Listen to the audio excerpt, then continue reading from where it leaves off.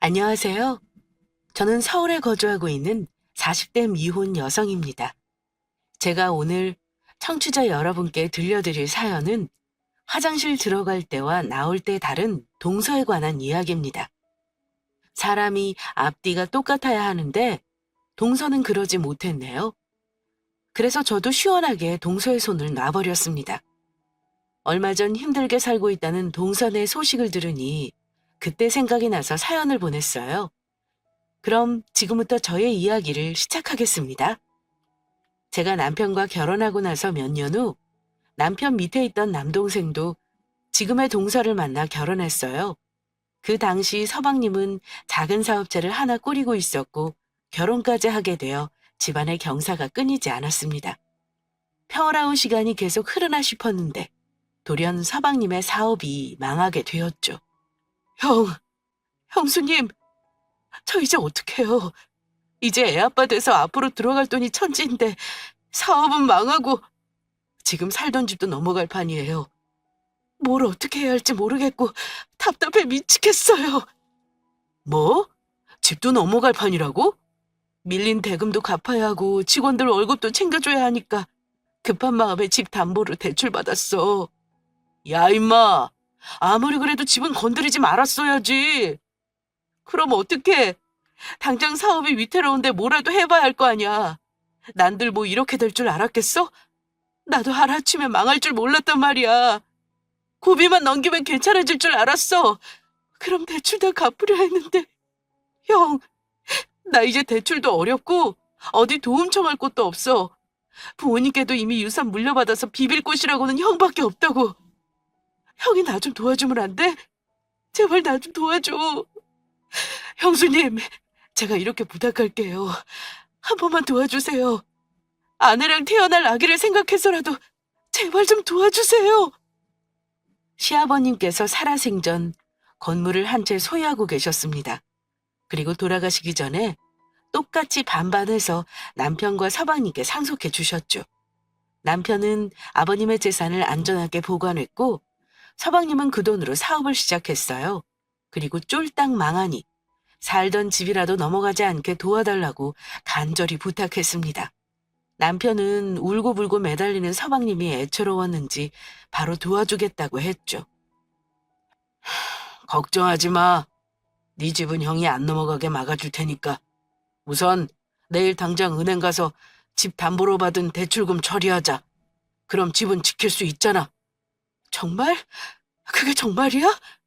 그럼 곧 애도 태어나는데 길거리엔 안개 두겠냐? 사업은 어쩔 수 없다고 쳐도 집은 가지고 있어야지. 그래야 내가 재수 씨 볼 면목이 설 거 아니야. 형, 형 정말 고마워. 역시 나한테는 형밖에 없어. 형수님, 고맙습니다. 그리고 죄송해요. 그런 말 말아요. 서방님이 뭐 남도 아니고 한 가족이잖아요. 어려울 때 서로 돕고 사는 거죠. 그러니 기운 내요. 네, 형수님. 정말 감사해요. 형하고 형수님이 도와준 거 절대 잊지 않을게요. 저 이렇게 안 무너져요.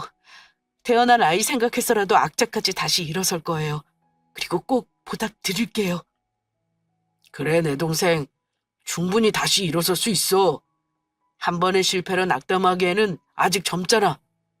곧 하나의 아빠가 되기도 하고. 다시 한번 열심히 살아보자. 형이 도울 수 있는 건 같이 도울 테니까 언제든 이야기하고. 남편은 한껏 처진 서방님의 어깨를 토닥이며 위로했습니다. 집을 담보로 받은 대출금의 액수는 제법 컸지만 동생을 위해서라면 아까워하지 않고 기꺼이 내놓을 만큼 동생을 많이 아끼고 위했어요. 그도 그럴 것이 어릴 때부터 남편은 몸이 약해서 늘 부모님이 사랑과 관심을 한 몸에 받았죠. 서방님은 형에게 밀려 늘 뒷전이었다고 했습니다. 그래서 남편은 서방님에 대해 미안함을 늘 가지고 있었기에 도울 수 있는 건 최선을 다해서 도와주는 편이었어요. 그렇게 서방님 집은 남편의 도움으로 고비를 넘겼습니다. 서방님이 다른 일을 준비할 동안 저는 살뜰히 동서를 챙겼죠. 동서, 나 왔어. 형님 오셨어요? 연락도 없이 어쩐 일로. 반찬하는 김에 동선해 주려고 넉넉히 했어. 이거 사방님이랑 동서가 좋아하는 반찬이잖아. 저는 집에서 바리바리 챙겨온 반찬을 정리하려고 냉장고 문을 열었습니다. 그리고 깜짝 놀랐어요. 반찬이며 뭐며 먹을 거 하나 없이 말 그대로 텅텅 비어 있었습니다. 아니, 이게 뭐야? 냉장고에 먹을 게 하나도 없네? 서방님이랑 동서 집에서 밥 안 먹어? 대체 뭐 먹고 지내는 거야? 텅텅 빈 냉장고를 보고 놀란 저는 서둘러 쌀이 담긴 통도 확인했습니다. 역시나 텅 비어 있더군요.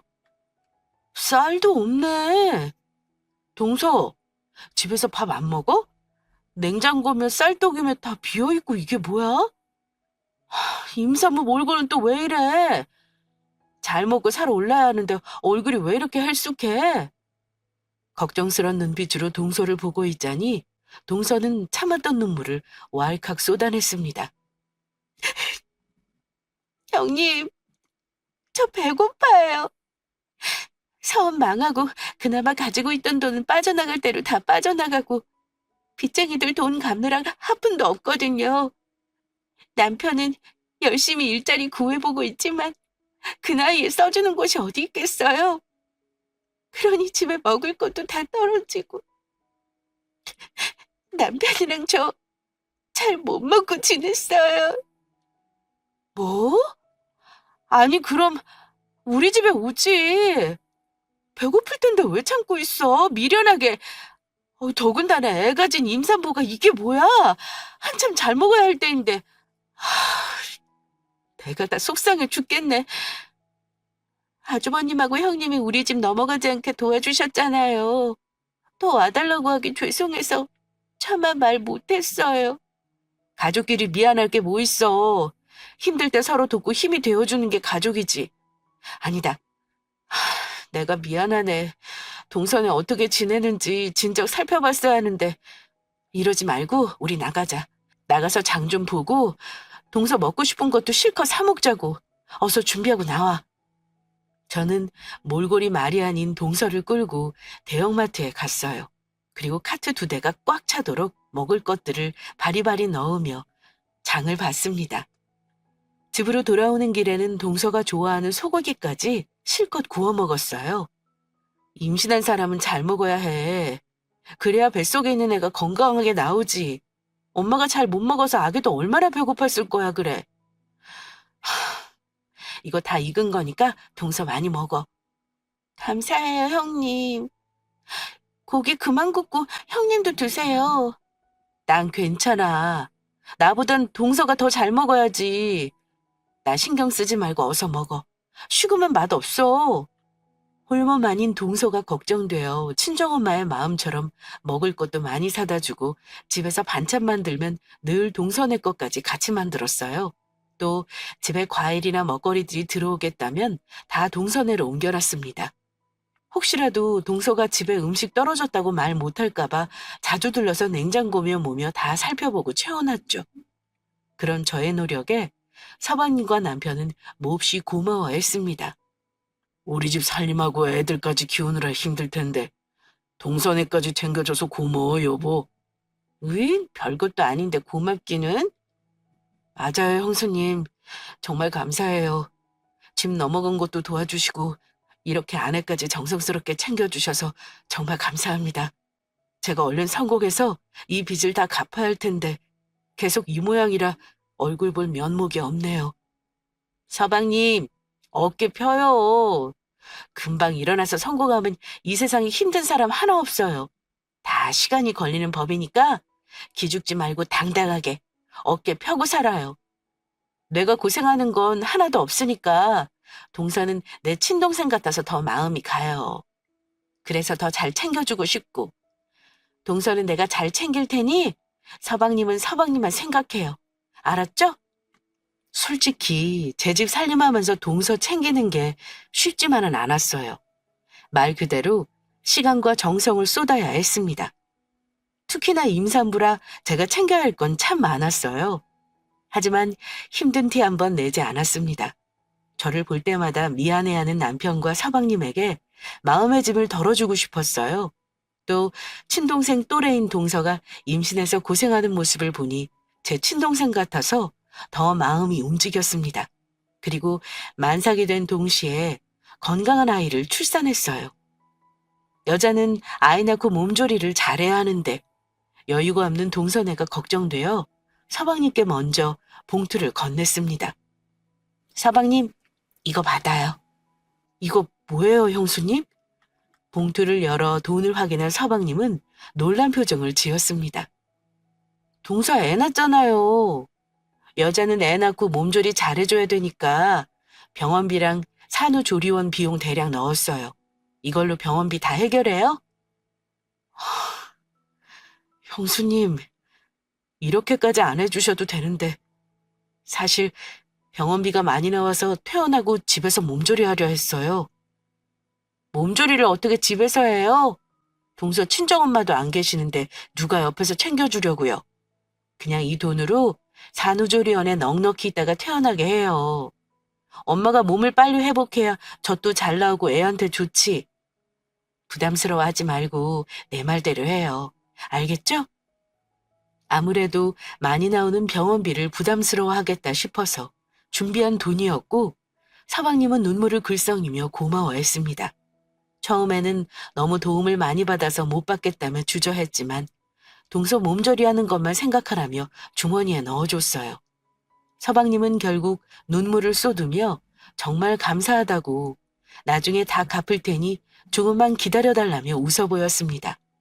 저와 남편은 그런 서방님의 어깨를 다독이며 힘을 보탰어요. 그리고 며칠 후 병원에 있는 동서가 몸조리 잘하고 있나 걱정되어 찾아갔더니 퇴원했다더군요. 놀라서 부랴부랴 동서 집을 찾아갔습니다. 아니 동서, 병원에서 몸조리 해야 할 사람이 퇴원하면 어떡해? 기어이 집에서 몸조리 하려고 퇴원한 거야? 네, 형님. 아무래도 생각해도 금액이 너무 커서요. 그 돈이면 우리 집에 들어갈 돈으로 사용하면 좋을 것 같아서요. 남편은 안 된다고 했는데 제가 남편한테 그렇게 하자고 졸랐어요. 집에서 푹 쉬면 되죠, 뭐. 집에서 몸조리 하는 사람들도 많잖아요. 집이랑 병원이랑 같아? 옆에 누가 있는 사람들이나 집에서 몸조리 하는 거지. 동서는 그런 게 아니잖아. 혼자 애 돌보면서 어떻게 몸조리 하려고. 여자한테 이 시기가 얼마나 중요한데. 이때 제대로 몸 회복 못하면 평생 고생한단 말이야. 동서 지금 얼굴이 어떤지 알아? 다 죽어가는 사람 같아. 본인 몸도 성취 않으면서 우는 애 달래고 시간마다 젖 먹이느라 고생해서 얼굴 다 못 쓰게 됐다고. 세상에. 아유, 냉장고는 이게 뭐야? 몸보신할 게 하나도 없네. 있어봐. 내가 가서 뭐라도 좀 사올 테니까. 저는 서둘러 마트에 가서 몸보신하기 좋은 재료를 골라 담았습니다. 그리고 동서네로 돌아와서 밥을 차리고 우는 아이를 대신 돌보며 동서에게 얼른 한술 뜨라고 권했어요. 따뜻할 때 얼른 먹어. 엄마가 잘 먹어야 젖도 잘 나오지. 한 그릇 두 그릇 푹푹 떠먹어. 동서는 제가 차린 밥상을 보고 며칠 굶은 사람처럼 허겁지겁 입에 넣기 시작했습니다. 저는 혹시라도 체할까봐 얼른 물을 내주며 잘 먹는 동서를 흐뭇하게 지켜봤죠. 더불어 몸조리하는 동서에게 도움이 되고자 집에서 간단히 짐을 꾸렸습니다. 아니, 당신 어디 가게? 동서네요. 옆에서 돌봐주는 사람 하나도 없는데 어떻게 해요? 나라도 도와줘야지. 몸조리 해주는 사람 고용하면 되지. 당신 힘들게 어떻게 도와주려고. 나도 그럴까 했는데 처음 보는 사람이라 동서가 불편하대요. 차라리 내가 편하다고. 동서 옆에서 몸조리 하는 것 좀 도와줄 테니까 당신이 애들 좀 챙겨줘요. 며칠 동서내에 있을 거니까. 남편은 알겠다며 걱정하지 말라고 했습니다. 그러면서 제게 계속 미안하고 고맙다고 했어요. 본인 동생 때문에 제가 많이 고생한다면서요. 솔직히 안 힘들다면 거짓말이죠. 비록 몸은 힘들고 피곤했지만 동서를 생각하니 하나도 귀찮지 않더군요. 같은 여자로서 동서가 안쓰러워서 뭐라도 더 챙겨주고 싶었습니다. 전문적으로 몸조리를 돕진 못했지만 제가 할 수 있는 건 최선을 다해서 도와줬어요.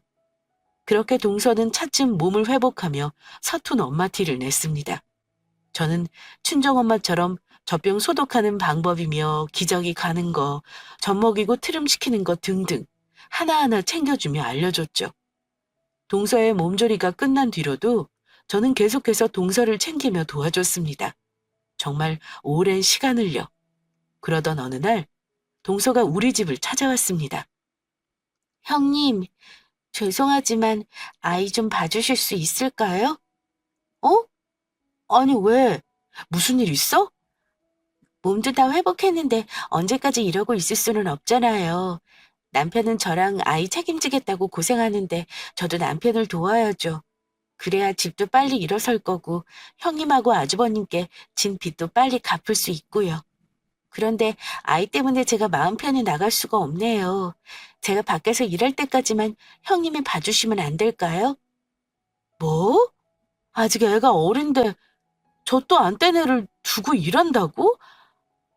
집에서 더 쉬었다가 천천히 시작하지 그래? 우리한테 도움받은 거 빚이라 생각하지 않았으면 좋겠어.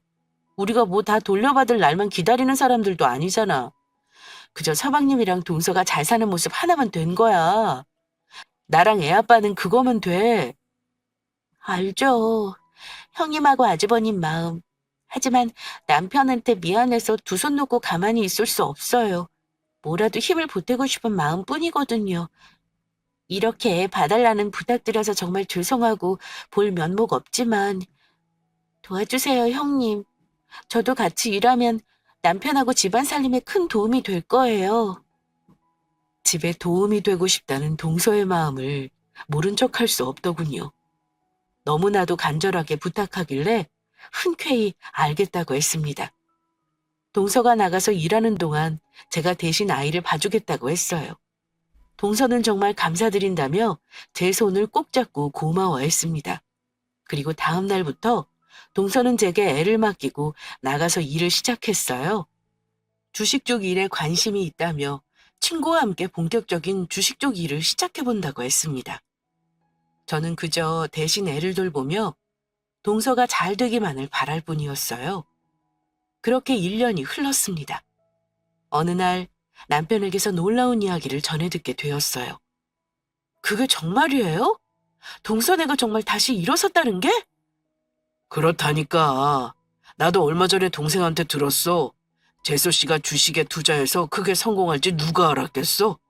이래서 사람 일 모른다고 하나 봐. 재수 씨한테 그런 재주가 있다니. 세상에, 이게 무슨 일이야? 정말 잘 됐네. 저 또 안 떼네 두고 나가서 일하는 마음이 얼마나 불편할까 걱정했는데 정말 잘 됐어요. 서방님 그렇게 되고 둘이 고생 많이 했잖아요. 돌아가신 어머님하고 아버님께서 동선에 도와주셨나 봐요. 그러셨나 봐. 이제 동생네 고생 그만하고 전처럼 행복하게 사는 모습 응원하자고. 그동안 당신 고생 많았어. 고생은요. 당신도 서방님 챙긴다고 여기저기 뛰어다녔잖아요. 난 그저 동서 좀 들여다본 것밖에 없어요. 그게 어디 쉬운가? 전업주부라도 살림하고 애 보는 게 얼마나 힘든지 다 알아. 반찬에서 나르고 재수 씨 몸조리에 애 돌봐준 것까지 정말 고생 많았어. 내가 전생에 나라를 구했나 봐. 당신 같은 여자랑 결혼했으니 말이야. 남편은 제게 그동안 고생 많았다며 고마워했고 우리는 서방님네가 잘된 것에 진심으로 축하하며 기뻐했습니다. 동서는 주식일 시작하고 나서 1년 만에 대박을 터뜨렸습니다. 주식으로 수익률을 조금 늘려나가더니 한순간에 벼락부자가 된 셈이었어요. 저는 다음 날 애를 맡기러 온 동서에게 축하는 건넸습니다. 동서, 주식으로 크게 성공했다며? 정말 축하해. 난 동서 잘 될 줄 알았어. 동서 똑 부러지는 사람이잖아. 감사해요, 형님. 들으셔서 알겠지만 주식으로 성공하는 게 보통 일 아니거든요. 남편보다 제가 먼저 성공할 줄 누가 알았겠어요? 그나저나 우리 애는 계속 봐주셔야 할 것 같아요. 그러실 수 있죠, 형님? 어? 애를 계속? 동서 계속 일해야 되는 거면 차라리 전문적으로 애 봐주는 사람을 구하는 게 어때? 낯선 사람을 어떻게 믿고 애를 맡겨요. 전 싫어요. 우리 애가 형님 손 탔기 때문에 차라리 형님이 낫죠. 제가 돈은 섭섭지 않게 챙겨드릴게요. 그러면 되잖아요. 그동안은 우리 집 일만 해도 정신 없었지만 동선애가 딱해서 조카를 돌봐줬습니다. 그런데 이제는 동선의 상황이 달라졌으니 돌보지 않아도 되겠다고 생각했는데 동선은 계속해서 제가 조카를 봐주길 원했어요. 아무리 전문적으로 애를 돌본다고 해도 저는 못 믿겠어요. 차라리 형님이 낫지. 제가 애 신경 쓰지 않고 마음 편히 일할 수 있게 형님이 도와주실 거죠? 그럼 부탁해요. 1년 넘게 어린애를 돌보느라 제 몸은 여기저기 안 아픈 곳이 없었어요. 그것도 애를 짧게 보는 것도 아니고 동서가 아침부터 조카를 맡기면 밤 늦은 시간에 데려갔죠. 동서는 집에서 조카만 잠만 재우고 제게 맡기는 꼴이었습니다. 동서네도 다시 여유로워졌으니 이제 한숨 돌리나 싶었는데 동서는 계속해서 조카를 맡겼어요. 저도 하도 우는 애를 안고 토닥이기를 많이 하다 보니 허리며 손목이며 관절이 많이 안 좋아지기 시작했습니다. 이런 사정을 동서에게 이야기하며 며칠만 다른 이에게 맡기면 좋을 것 같다고 했더니 동서는 앙칼지게 짜증을 내더군요. 우리 애가 힘들게 보채는 애도 아닌데 그렇게 힘드세요? 혹시 더 이상 우리 애 보기 싫어서 거짓말하시는 건 아니고요? 어머, 동서. 말이 조금 그렇네. 내가 그럴 사람 아닌 거 누구보다 잘 알면서 그래? 내가 말을 안 해서 그렇지 허리며 손목에 물이 온 거 한참 됐어. 동서 걱정할까 봐 말 안 했을 뿐이지.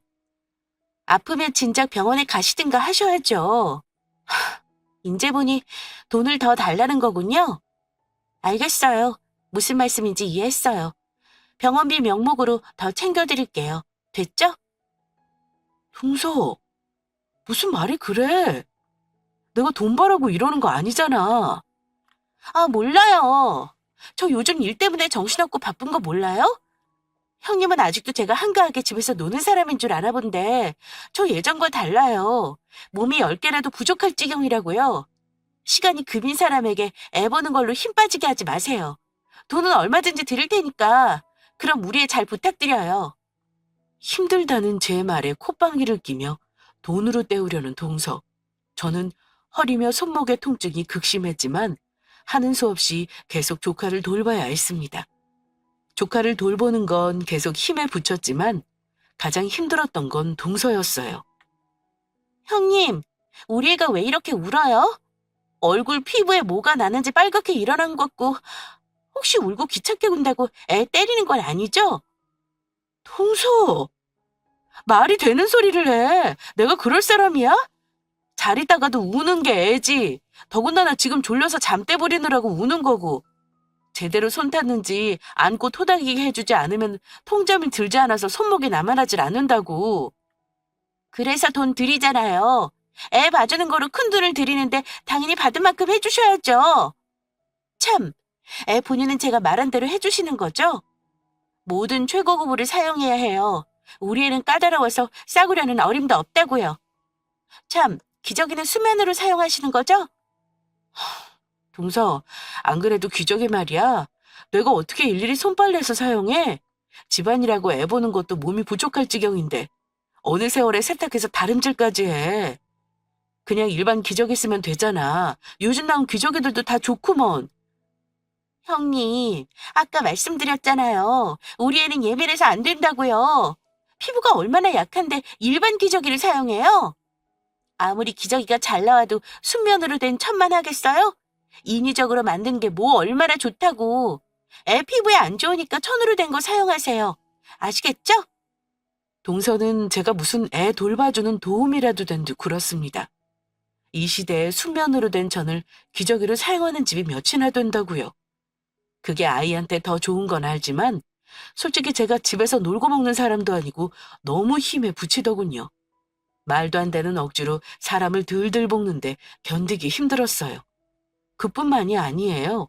하루에도 몇 번씩 전화해서 아이 상태를 묻는 등 중간중간 애가 잘 있는지 사진까지 찍어서 보내줘야 했습니다. 하루는 애가 계속 울고 보채길래 없고 아파트 동네를 한 바퀴 도는데 어디서 동서 목소리가 들리더군요. 나 지금 애 데리러 가는 길이야. 형님네. 뭐? 고마울 게 뭐 있어. 돈 다 줄 건데. 내가 공짜로 애 돌보라고 하는 것도 아니고 돈 받으려면 그만큼 몫은 해야지. 아무튼 호구 같은 형님 때문에 요즘 편해 죽겠다니까. 전문적으로 애 돌보는 사람 구하려면 돈이 한두 푼 드는 줄 아니? 착해 빠진 건지 바보 같은 건지 내 말이라면 껌뻑 죽는다니까. 하여간 마음 편히 부려먹기 딱 좋은 사람이야. 그러니까 내가 맨날 애 맡기고 놀러 다니는 거 아니겠니? 뭐 돈? 미쳤어? 당연히 안 주지. 우선 준다고 밑밥 깔아놓은 거야. 돈 아깝게 주기는 뭘 줘? 그 돈으로 차라리 다른 데 쓰고 말지. 동서는 뒤에서 제가 듣고 있는 줄도 모르고 신나게 통화하며 아파트 안으로 들어갔습니다. 저는 믿기 힘든 말에 멍해서 그 자리에서 굳어버렸죠.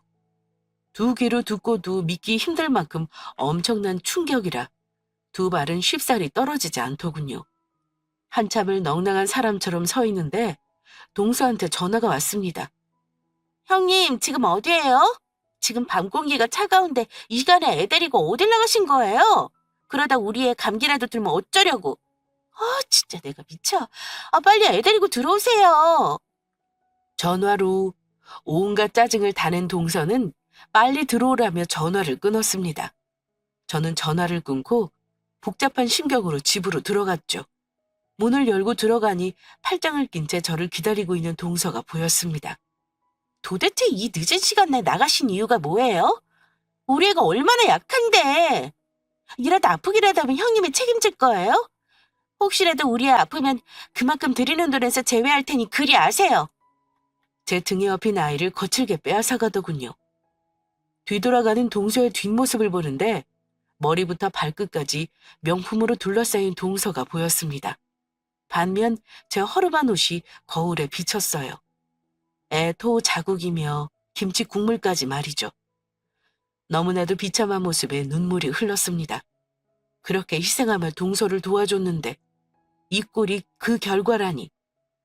견디기 어려울 만큼 모욕적이고 초라한 저 자신에게 화가 났어요. 혼자 서글퍼 울고 있는데 방 안에 있던 남편이 나와 저를 위로했습니다. 그간 남편도 동서가 저를 막대하고 있다는 걸 알고 있었죠. 이날은 남편의 위로를 받으며 참으로 우울하게 보냈습니다. 그리고 저는 더 이상 조카를 돌봐주지 않기로 결심했어요. 동서에게 앞으로 조카 못 봐주니 오지 말라고 문자를 남겼습니다.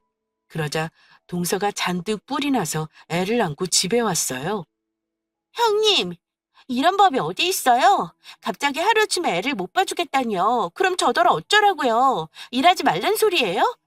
안 그래도 바빠 죽겠는데 형님까지 왜 이래요, 진짜. 하여간 도움이 안 돼. 그래, 난 동서한테 도움 안 되는 사람이니까 이제 애 데리고 오지 마. 동서 돈 많이 벌었으니까 애 돌보는 사람 금방 구할 수 있을 거 아니야. 지금 당장 어떻게 구하려고요, 형님? 책임감이 왜 이렇게 없어요? 우리 애가 순한 편이어서 돌보는 게 힘들지도 않을 텐데 하나뿐인 동서를 위해서 돌봐주지도 못해요? 응, 갑자기 못하겠다고 한 건 미안하지만 더는 못 돌보겠어. 왜요? 허리하고 손목 아파서요? 이런 식으로 돈 더 받으려는 속셈이신가 본데 꿈 깨세요. 이런다고 내가 돈 더 쳐줄 것 같아요? 어림도 없지.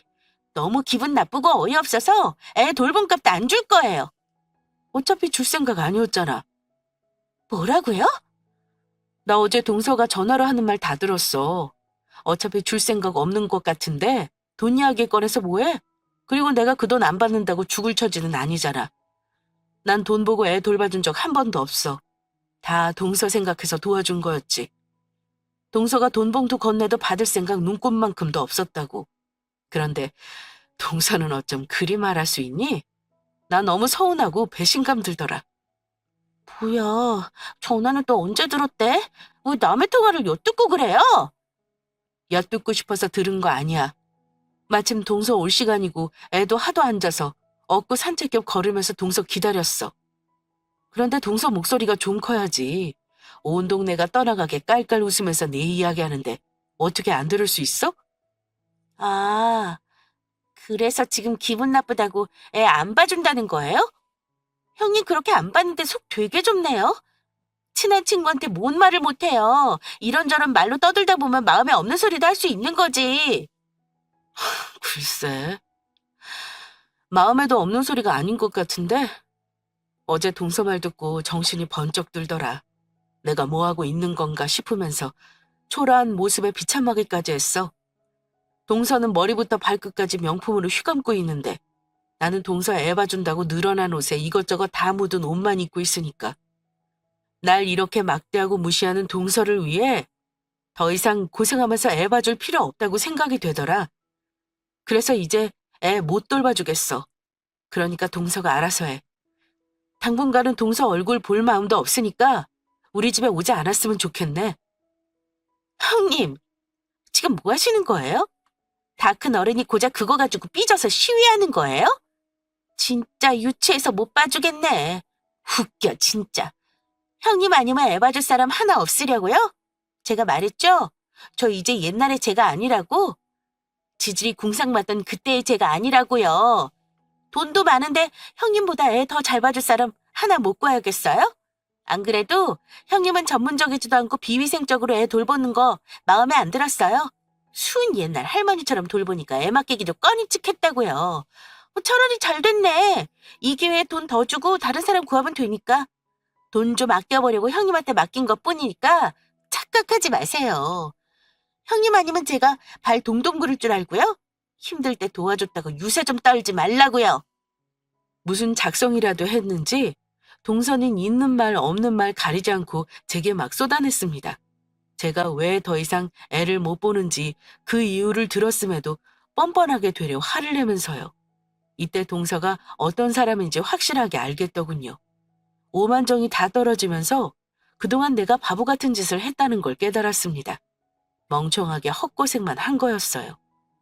다신 동서를 안 볼 생각으로 선을 그어야겠다 싶었는데 그 순간 방 안에서 듣고 있던 남편이 문을 벌컥 열고 나와 불같이 화를 냈습니다.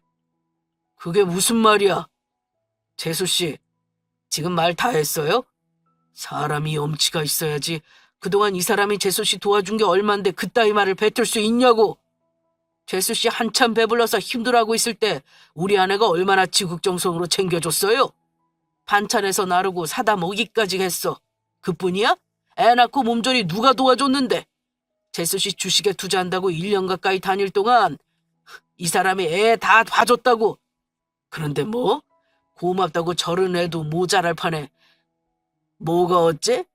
네가 그러고도 사람이야? 이게 우리가 재수 씨하고 동생 도와준 대가냐고. 재수 씨고 뭐고 다 필요 없어. 앞으로 이 사람한테 아쉬운 소리 일절하지 마. 두 번 다시 우리 집에 찾아올 생각도 하지 말고. 어려운 상황에 도와준 사람일수록 잊지 말라고 했어. 그런데 당신 같은 사람은 도와줄 가치도 없어. 아쉬운 소리에도 거들떠보지 않을 거라고. 다 필요 없으니까 당장 나가! 남편은 저보다 더 화나서 씩씩거리며 소리쳤습니다. 남편이 이렇게까지 화를 내는 건 처음 봤어요. 늘 점잖고 허허실실하던 양반이었는데 그래도 아내라고 제 편을 들어주더군요. 물론 동서가 심하게 굴긴 했지만요. 남편이 불같이 화를 내며 동서를 내쫓았고 동서는 어이없어하며 애를 데리고 나갔습니다. 그리고 그날 저녁 서방님께 남편과 제게 서운하다며 연락이 왔어요. 아무래도 동서가 이야기한 모양이었습니다. 동서에게 이야기를 어떻게 들었는지 모르겠지만 아무리 그래도 무슨 일인지 우리에게 확인해봐야 하는 거 아닌가요? 무턱대고 서운하다는 말을 하니 남편과 저는 어이없어서 허탈한 웃음만 나왔습니다. 남편은 서방님에게 되려 더 서운하다고 이야기했어요. 네가 어떻게 들었는지 모르겠지만 아무리 그래도 무슨 일인지 우리한테도 이야기 들어봐야 하지 않냐? 아무리 네 아내라고 해도 어쩜 우리 생각은 조금 더 안 해줄 수가 있어? 나랑 네 형수가 괜히 그랬을까? 네 아내도 참 서운하지만 너한테도 서운하다. 하나뿐인 내 동생이 이렇게 형의 마음을 몰라줄 수 있을까 싶네. 당분간 얼굴 볼 일 없게 하자. 동서는 그렇다고 쳐도 서방님까지 동서와 같은 행동을 보이니 실망감은 말도 못했습니다. 남편과 제가 이 꼴 보자고 돈과 시간 정성 들어가며 고생한 게 아닌데 말이죠. 이 일을 기회로 두 사람의 인성을 제대로 확인했습니다. 그리고 우리는 동선애와 연을 끊다시피 연락을 안 하고 지냈어요. 무려 1년이 넘게 말이죠. 남편과 저는 무소식이 희소식이겠거니 하며 잘 지내고 있을 거로 생각했습니다. 그런데 어느 날 서방과 동서가 우리를 찾아왔어요. 다짜고짜 무릎을 꿇으며 죽는 소리를 해대더군요. 형, 우리 다 나앉게 생겼어. 우리 가족 이제 어떡해? 연락도 없이 갑자기 찾아와서 그게 무슨 말이야? 우리 집 넘어가게 생겼어. 이번 달까지 막지 못하면 우리 가족 길거리에 나앉을 판이라고. 형, 부모님께 물려받은 재산 가지고 있잖아. 그걸로 나 한 번만 더 도와줘. 그러면 정말 형하고 형수님한테 받은 은혜 잊지 않고 열심히 갚을게. 뭐 또? 대체 허구한 날 뭘 하길래 툭하면 집이 넘어가. 그리고 네가 언제 갚았다고 그런 소리를 하냐? 너 처음에 집 넘어갔을 때도 말로만 갚는다고 했지. 집 해결해주니까 입 싹 닦았잖아, 임마. 그래도 난 너한테 한마디 안 했다. 내 동생이니까 애초에 받을 생각 안 하고 해준 돈이야. 너한테 돈 안 돌려받아도 상관없지만 마음은 그게 아니지. 사람이 도움을 받았으면 고마워야 할 줄 알아야 하는 거 아니냐? 우리가 뭐 대단한 걸 바래? 적어도 네 형수한테만큼은 그러지 말았어야지. 그건 미안해, 형. 안 그래도 형한테 잘못했다고 연락하려고 했어. 당신 뭐해? 빨리 형수님한테 죄송하다고 사과드리지 않고. 동서는 눈치를 살피더니 제 앞에 와서 무릎을 꿇었습니다. 그리고 엉엉 울면서 죄송하다고 사과하더군요. 형님, 제가 그때는 정말 죄송했어요. 큰돈을 만지게 되니까 허파에 잔뜩 바람이 찼었나 봐요. 형님께서 저를 얼마나 보살펴주고 도와주셨는데 그 은혜를 모르고 오만하게 굴었어요. 죄송해요, 정말. 저 이번에 반성 많이 했어요. 착한 형님께 못되게 굴어서 제대로 벌 받는 거지. 집 담보로 대출까지 끌어서 주식 모두 넣었는데 다 잃은 거 있죠? 제가 정말 죽을 죄를 지었어요. 형님께 큰 상처 드리고 건방지게 군 거 죄송합니다, 형님. 이번 한 번만 도와주세요. 저희 버리지 말고 한 번만 더 도와주시면 안 될까요? 이번에는 진짜 형님께 잘할게요. 평생 은인이라고 생각하고 잘 모실 자신 있어요. 이게 무슨 운명의 장난인지. 동선에는 예전과 똑같은 상황에 부딪혔습니다. 그때처럼 다시 절박하게 도움을 청하더군요. 하지만 저는 조금도 도와줄 마음이 없더군요. 한 번 크게 뒤통수 맞으니 사람을 잘 못 믿게 됐습니다. 더군다나 동서는 더더욱 말이죠. 동서, 나 한 번 속지 두 번은 안 속아. 동서가 날 어떻게 생각하는지 뻔히 아는데 내가 미쳤다고 도와줘? 난 더 이상 예전에 그 호구가 아니야. 그러니까 이렇게 무릎 꿇고 마음에도 없는 소리 할 필요 없어. 가증스러우니까. 동서가 내게 정말 미안했다면 진작 가서 사과했겠지. 사람 참 간사하다. 집 넘어가게 생기니까 이제야 부랴부랴 사과하면 뭐하니? 남편이랑 난 마음 떴는데 사과를 구하는 것도 용서하는 것도 다 때가 있는 거야. 버스는 떠나갔고 다시 돌아오지 않아. 집이 넘어가거나 길거리에 나앉거나 우린 상관없으니까 이만 돌아가. 두 번 다시 찾아오지 말고. 형수, 정말 이러실 거예요? 이 사람이 이렇게 무릎까지 꿇고 사과하는데 한 번만 너그러이 용서해 주세요. 형님, 제발 한 번만 용서해 주세요. 제가 진짜 죽을 죄를 지었어요. 우리 가족 길거리에 나앉으면 앞으로 어떻게 살라고요? 서방님과 동서는 울고 불고 계속 매달렸습니다. 하지만 저와 남편은 마음의 문을 굳게 닫은 상태라 어떠한 말과 행동에도 쉽사리 풀리지 않았어요. 계속해서 피곤하게 굴길래 경찰을 불렀고 서방님과 동서는 결국 경찰들 손에 이끌려 나갔습니다. 저는 끌려나가는 동서 뒤로 붉은 소금을 팍팍 뿌렸습니다. 이후에도 우리를 찾아왔지만 절대 문 열어주지 않았어요. 정말 확실하게 연을 끊게 되었죠. 그 뒤로 살던 집은 은행에 넘어갔다고 들었습니다. 서방님과 동서는 어떻게 되는지 몰라요. 진짜로 안 도와주니까 우리에게 온갖 욕지거리를 날리며 저주를 퍼부은 둘이었으니까요. 죽이 되든 밥이 되든 알아서 살아가겠죠. 남편과 저는 이번 기회로 제대로 사람 걸렀다고 생각하렵니다. 지금까지 저의 긴 사연 들어주셔서 감사합니다.